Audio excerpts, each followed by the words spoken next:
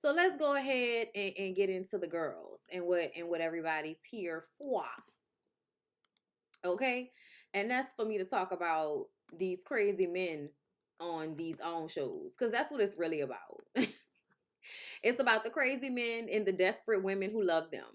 Like, that's what it's about. And I say desperate, and I mean that in like the most loving way possible, because like all women have moments of being desperate. Desperate for love, desperate for affection, desperate for a dick, desperate for provision, desperate for what you feel like is protection, but really is not. Okay. Um, the website is down below in the description box, y'all. So you can see it there. I put it in there. So, Reset by Design, I think, is the website. But there's a link in the description box. If you check down there to the website, the Instagram, the Facebook, TikTok for them, and also the actual page to go and sign up is also down there as well at the bottom. So just check down there, y'all, because I don't want to say it wrong. But yes, I really do feel like people really come because we have to talk about the crazy men and the desperate women who refuse to discipline these men in the way that they should be disciplined, if you ask me. So Latrice and So Gucci were having a conversation at the end of last episode because Latrice is feeling all of this negative energy from So Gucci. So Gucci is feeling away because she feels like Latrice stabbed her in the back by asking her to look for properties for her to move her business into, and then deciding to go with someone else and not tell So Gucci about it. And I also feel like she's wrong for that. But this is what I feel. And this is why I feel like Latrice doesn't even understand as a woman how much being in this relationship is hindering her as a person, because she doesn't even recognize that the reason why she didn't tell So Gucci is because she was afraid of her response. I recently figured this out for myself, y'all. That's why I know. When you are used to being abused, when you are used to being controlled by men, you hide things from them and you don't tell them certain things out of fear of their response.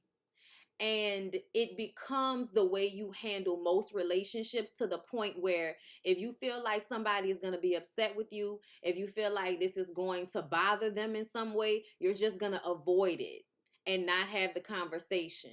And then they're going to be mad at you about the conversation, and you're just going to stand there and you're not really going to know what to say. The only thing you can say is they're allowed to feel however they feel, and you'll just wait on them to stop being mad, and then you throw slugs in the confessionals like Latrice did. But to be honest, I already can tell by Latrice's disposition in the conversation that she's afraid of conflict. She acts like she's not. I get it. Trust me, I get it. But she doesn't like conflict. She doesn't like having uncomfortable conversations. And if you've been in a situation where people fly off the handle on you, raised by an abusive father, in a relationship with an abusive man, you're probably going to be avoided of most uncomfortable conversations, because your fear is always much bigger than what may actually happen. Like, I noticed that about myself. As much as I don't like people playing with me and all of that, a lot of times I will avoid confrontation because I don't want it to get to where I assume it will get, which is physical. Because in a lot of situations, I've been hit or things have happened physically because of words. So because of that, I will sometimes ignore shit and let shit slide until I'm mad enough to want to be physical. And when I'm mad enough to want to be physical, then I'll pop off and just be prepared for what's going to happen. But a lot of the times I will avoid uncomfortable conversations. I will avoid upsetting people because I was raised that the smallest infraction will result in the biggest response, making people unhappy, making them uncomfortable. like, saying shit that they don't like, all of that shit. As much as people, and it's so funny because people will always assume about me that because I have a certain, don't fuck with me energy, that means that I don't think or care about those things, or, feel those feelings, but you still do. You just feel, you feel that on the inside, but you don't show it on the outside. That's just really all it is. And I feel like when Latrice and So Gucci were having this conversation, the inclination is to want to go in on Latrice. But when I was looking at her and I was seeing her, like the way she was, like, with her hair and her arms crossed like this, like it all gave me, I don't even like having confrontation right now. That's why I didn't say anything to you. And I can't tell you that I'm scared to have confrontation with anybody, because I don't even understand that that's what I'm doing.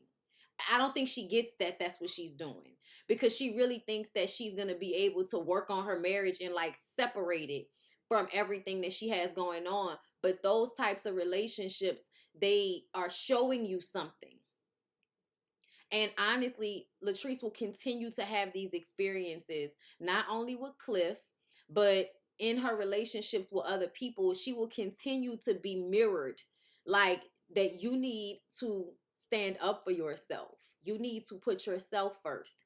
And you need to understand that that not only is okay, but that is vital for you to do in order for you to be happy, sane, and whole in this life. Like, she doesn't get it yet. And it's crazy to me that being successful in a business or on a reality show makes people think that they are successful enough in life to teach somebody something. And I personally feel like the only thing Latrice can teach me how to do is how to start a hair business or how to do some hair. That's the only thing you can talk to me about.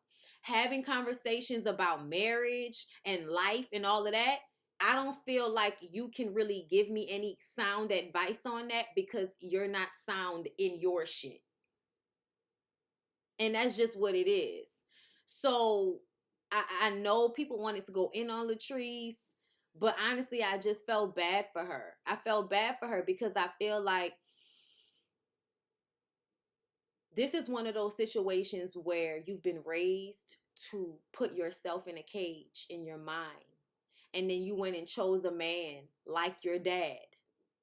And so now, not only are you in a cage in your mind by your own doing and your upbringing, you're also in a cage because this man is keeping you in a cage as far as what you can do and how you can behave. All of this, like, she's skittish, y'all. I don't know if y'all notice it, but a lot of her movements are very like, like she's anxious and she's skittish because she's always having to be worried about if she's going to upset him. And when you grow up with somebody like that, and then you get in a relationship, in a marriage with somebody like that, there is no peace. There is no calm. Not really. You might have moments, but I think all in all, there is no peace. There is no calm. That's why you felt like you needed to go and get into another bedroom in y'all house. But I'm telling you, that's not going to be enough space because he's in here. Being in another room is not going to change the dynamic. You leaving the relationship is going to change the dynamic. And for some reason, she doesn't think she should. She really thinks that she's supposed to stick it out with him. And it's just like, girl, please go and watch The Color Purple. Are you too young to know that? I mean, because I feel like most Southern women have seen The Color Purple. Please go watch The Color Purple, ma'am. You are silly. You are silly. This nigga is Mister.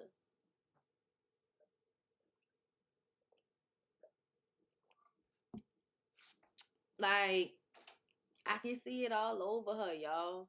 And it's sad. So Gucci is upset. So Gucci knows that she has every right to be upset. And she says that she's just going to have to be upset and go through her emotions until she's not. Latrice says that, she's welcome to be as mad as she wants to be, and it's like, you saying that, but you really mean that. You really mean that you can be mad until you're not mad no more. It's okay. Like, you really mean that. And you mean that because that's how you feel about your husband. You know what I'm saying? Like, and then you have this like slight to it, but the slight ain't really about So Gucci. It's not. Just like the slight ain't really about Josh, the slight ain't really about Aikisha. You are mad at Cliff, but more so mad at yourself. And instead of keeping that energy where it is, where it's supposed to be, you taking it to everybody that's coming to you with the same energy you're giving out. Like they're mirroring your shit back to you and you're upset about it. But you only really have yourself and Cliff to be mad at, Latrice. It's really sad. And then she says, like Zaddy says, it's lonely at the top. I'm like, if you want that nigga to continue to isolate you, that's on you. But he's isolating you. He's isolating you. And he thinks it's okay. And I hate the way, because in marriages, you really should not have people all in your business like that and all in your relationship like that. That's true. Because that is true. He will use that truth in order to continue to isolate her. And isolating her means that he's the only one that has a real effect on how she thinks. And so she will continue to think that her abuse is okay and that she should just stick it out and continue to be abused. And it's really sad. It's really, really sad. I feel like if Latrice were to let this go through some therapy, spend a good year or two, single, maybe the second year of those 2 years dating, find you some young, tall man that look good to you, that you actually want to fuck on, instead of letting that old ass man get on top of you and doing his fucking business all the time. Because that's what it is. You can't tell me that you was sexually attracted to this man like that. You can't tell me that. You lying. You lying. You got to be a good looking old nigga, or you got to have a hell of a personality in order for somebody to overlook you looking like Cliff. And we can't understand shit Cliff's saying in order to feel like he got a good enough personality for you to be over there acting like you like how that nigga look. Hey, he holding it down in Mississippi. He hitting his friends, old ladies, and everything. You hear me? It's, no, you know what that is? Light skin, light eyes, money. Light skin, light eyes, money. That's all it is. He Giselle. Nigga is Giselle. That's hilarious. He is, because if he had any sense, he would cut that shit off his head. Like if he had any sense, but he wants y'all to see the curl pattern. Y'all gotta see the curl pattern. Uh-huh. Looking a fucking mess. And she's sitting over there telling him he look good. Bucking his head up. Lying to him. So that she could have a peaceful afternoon. That is some bullshit. That's some bullshit. Like, I want to tell her, ma'am, that man is not attractive to nobody but the bitch who was with him when he was young and attractive. Like, I'm sorry, but I feel like people need to be honest about men being unattractive. I do, because I feel like in our society, men are allowed to be unattractive, fat, breathing hard, and still feel like they can tell a woman how she can look. And women, we don't have that. No, like if a woman feels that she is not attractive enough, she damn sure not gonna be sitting up there telling no dudes about how they unattractive. Like, not really, not the way y'all do. Y'all actually get to dictate that shit. Like Leslie Jones, for instance. Leslie Jones is a tall, dark-skinned black woman with Negroid features. To y'all standards, she's not attractive. A lot of y'all. I think she's beautiful. But to y'all standards, she's not attractive. So if she got on television or on live and started talking about how nasty and ugly DJ Khaled and Rick Ross and all the rest of you niggas that like to have y'all titties hanging out, y'all eyes sliding down the sides of y'all faces and shit. Like, think about Biggie. Y'all, Biggie's my favorite rapper. But at the end of the day, there is no way that a nigga that can barely breathe is going to tell me anything about how I look. The fact that Lil' Kim was like actually made to feel bad about her looks, coming from a nigga that looked like a big ass booger. Girl, I don't even understand. You can't tell me nothing about how I look, nigga. Look at you. Like, only money and in this society, okay? Only money in a patriarchal society will have it that you have a woman. Because in real life, you should not have no fucking woman. Like, in real life, nobody should want to fuck you. How dare you get your ass on any public platform, rap song, or anything and talk about how ugly women are? That's some bullshit to me. Like, he better had come and apologize to everybody before he died, because he know he was a piece of shit for that. But that's what I'm saying. Like, men get to do that type of shit. I don't see many women being able to do that. And I also don't see y'all waking up every day asking fucking DJ Khaled and them why they still fat the way y'all do to Lizzo. Y'all absolutely feel that it is more pertinent to make women feel bad about their bodies than y'all do these men. So at the end of the day, I feel like when you are a woman that looks like Latrice, you should be able to tell that nigga he need to go work out and get rid of that dad belly. You ain't been a dad in I don't know how fucking long, and I don't think you was a real daddy when you was one. So at the end of the day, nigga, you don't need to have a dad body. Get the fuck out of here with that. Go do something with that. Get that shit off the top of your head. You look a mess. This is not 1993. You looking like Terrence Howard is not enough.